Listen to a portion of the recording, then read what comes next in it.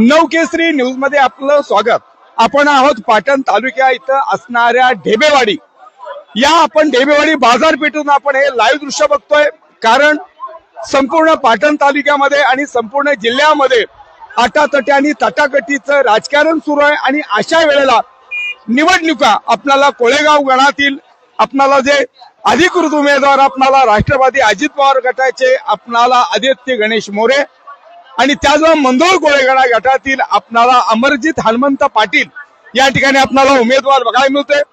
स्वर्गीय अजितदादा पवार यांच्या निधनानंतर संपूर्ण महाराष्ट्रामध्ये आपल्याला अशांती पसरली होती आणि त्यानंतर मात्र अजित पवारांच्या आठवणी चिरंतन आणि निरंतर या महाराष्ट्राच्या आणि मतदारांच्या लक्षात ठेवत राहावा यासाठी हे दोन तरुण आहेत। आपल्याला खऱ्या अर्थानं पाटण तालुक्यामध्ये अनेक आपल्याला राजकारणाचे वेगवेगळे पैलू बघायला मिळतील, पण मात्र आतापर्यंत या सर्व मतदारामध्ये 18 ते 20 लोकांनी माघार घेतली। पण मात्र या शेतकऱ्यांचे सुपुत्र दोन सुपुत्र सुशक्तीत आणि त्याचबरोबर या महाराष्ट्राच्या वैभवशाली परंपरा साजरा काम करणारे दोन तरुण आहेत। त्यांनी माघार घेतले नाही, त्यामुळे मी पहिला सर्वप्रथम अमरजित पाटलाकडे जातोय। अमरजित, आज संपूर्ण प्रस्थापित या ठिकाणी आपल्याला पाटण तालुक्यामध्ये अनेक लोकांनी माघार घेतली, पण आपण माघार न घेता जनतेच्या समोर आहात आणि आपण ढेबेवाडीतून आज या ठिकाणी देवाचं दर्शन घेऊन या ठिकाणी आलाय। एकीकडे धनशाही आणि एकीकडे लोकशाही, याकडे कसं? आज मी सर्वप्रथम आज अजितदादांना भावपूर्ण श्रद्धांजली अर्पित करतो आणि या विषयावर आपल्याला उत्तर देतो। बघा, विषय असा आहे की सर्वसामान्य जो शेतकरी आहे, ठीक आहे, सर्वसामान्य जो बहुजन वर्ग आहे, सर्वसामान्य जो कष्टकरी आहे, यांचा आवाज कोण होणार? जर आपण धनशक्तीकडे पाहून सर्वांनी जर अर्ज मागे घ्यायचं म्हटलं किंवा दबावाला बळी पडून, जसं आज पाटण तालुक्यामध्ये राष्ट्रवादीचे 15+ उमेदवार होते, पण त्यातील फक्त आता 2 उमेदवार राहिलेले आहेत। एक आदित्य आहेत आणि एक मी अमरजित पाटील आहे, मंदुर कोळे गणातून उभा। आज आम्ही शेतकऱ्याचं प्रतिनिधित्व करण्यासाठी धाडसानं उभा आहे।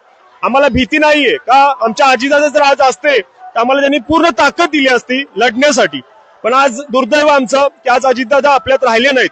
पण बाबासाहेब आंबेडकरांनी आम्हाला शिकवण दिलेली आहे, संविधानामध्ये आम्हाला ती ताकद दिलेली आहे की ह्या लोकशाहीमध्ये आपलं मत मांडण्याचा पूर्ण अधिकार आम्हाला आहे। आमचं अस्तित्व किंवा आमचं नाव लोकांसमोर घेऊन जाण्यासाठी निवडणूक आयोगाने सुद्धा आम्हाला ही संधी दिलेली आहे। सर्व प्रक्रियेत आमचे अर्ज पात्र झालेले आहेत आणि आज आंबेडकर साहेबांचं आपल्याला ताकद मिळालेली आहे की तुम्ही घाबरून जाऊ नका। 100 दिवस शेळी होऊन जगण्यापेक्षा 1 दिवस वाघ बना आणि मरा किंवा जिंकून या आणि लढा, यासाठी आपण या निवडणुकीला उभं आहे। आम्ही कुठल्याही दबावात नाहीये। ज्यांनी दबाव टाकण्याचा प्रयत्न केला त्यांना विनंतीपूर्वक सांगतो की आम्हाला राष्ट्रवादी पक्षातून स्वर्गीय अजितदादांनी ही संधी दिलेली आहे आणि त्याचा मान राखणं एक कर्तव्य आहे आमचं आणि त्यासाठी आम्ही निवडणूक लढतोय आणि आम्ही निवडून येणार आहोत।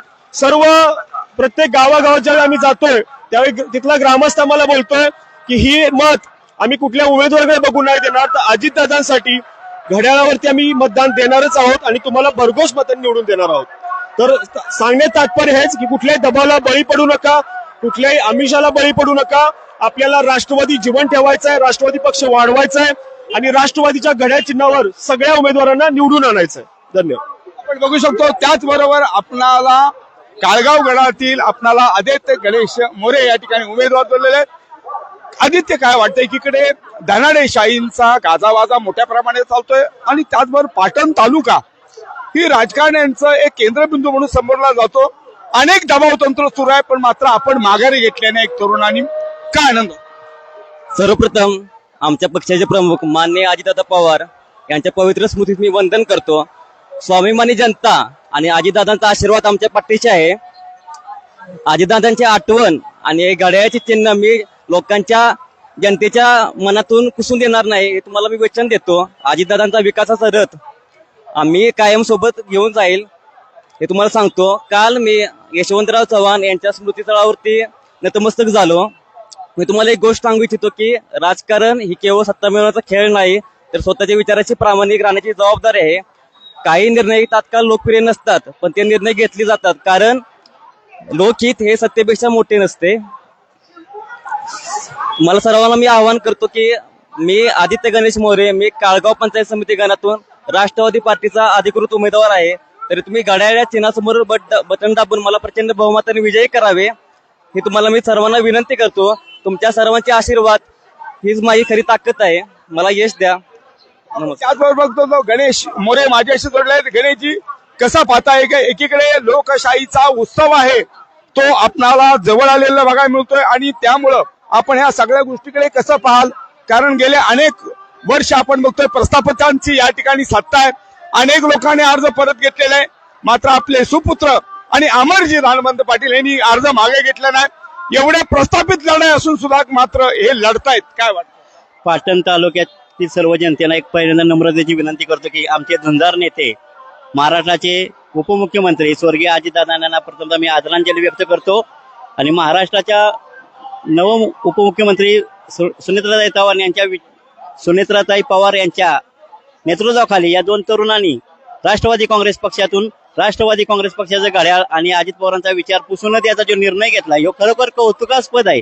त्यांच्या या निर्णयाला तुम्ही लोकांनी भरघोस मतांनी प्रतिसाद द्या ही तुम्हा सर्वांना पहिल्यांदा मी विनंती करतो.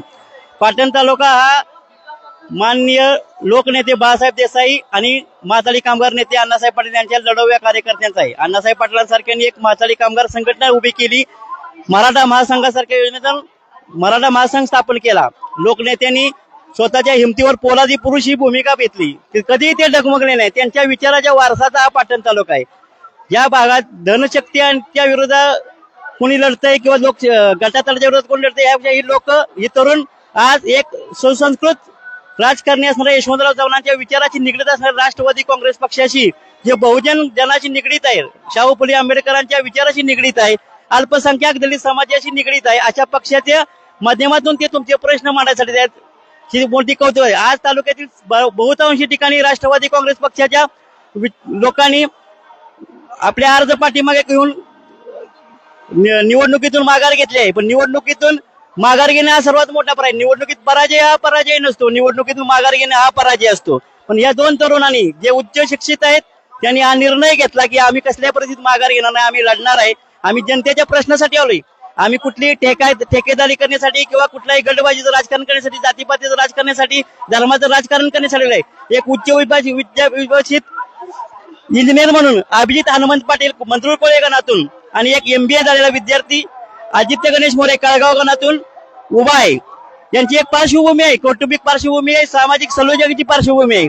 सर्वसामान्य कुटुंबात त्यांच्या कुटुंबातली असणारी विचारधारा हा त्यांचा मूळ आधार आहे. आणि त्यांना सर्वांनी कुणी जरी त्यांना आमिषाला किंवा इतर कुठल्याही गोष्टीला ते कधीही बळी पडणार नाहीत. उमेदवार हा जनतेच्या हितासाठी असतो, स्वतःचं हित पाहण्यासाठी नसतो हे त्यांनी दाखवून दिले. त्यामुळे माझी सर्व पाटण तालुक्यातील तमाम जनतेला विनंती आहे की राष्ट्रवादी काँग्रेस पक्षाचं घड्याळ आणि अजितदादाची आठवण पुसून द्यायची नसली आणि अजितदादाचा विकास थांबून द्यायचा नसला तर या झुंजार दोन तरुणांना तुम्ही त्या गणातून भरघोस मत देऊन त्यांना विजय करा ही सर्वांना नम्रतेची विनंती. आपण बघू शकतो कोळेगाव गण आणि मंदरुळ कोळे या गणातून आपणाला अमरजीत हनुमंत पाटील आणि आदित्य गणेश मोरे हे दोन उमदा नेतृत्व मात्र आपल्याला या संपूर्ण गणातून उमेदवारी अजित पवार गटातून होतंय. त्यामुळे एकीकडे धनशाही आणि एकीकडे लोकशाही या माध्यमातून खऱ्या अर्थाने या तरुणांच्या पाठीमागं अजितदादा पवारांचे आशीर्वाद आहेत. ते उभे राहतात का? मतदार राजा काय कौल देतोय हेही पाहणं अपेक्षित आहे असं म्हणा हरकत नाही. कॅमेरामॅन चेतन तेलुगडेसह मी रिपोर्टर सागर पाटील, ढेबेवाडी, पाटण.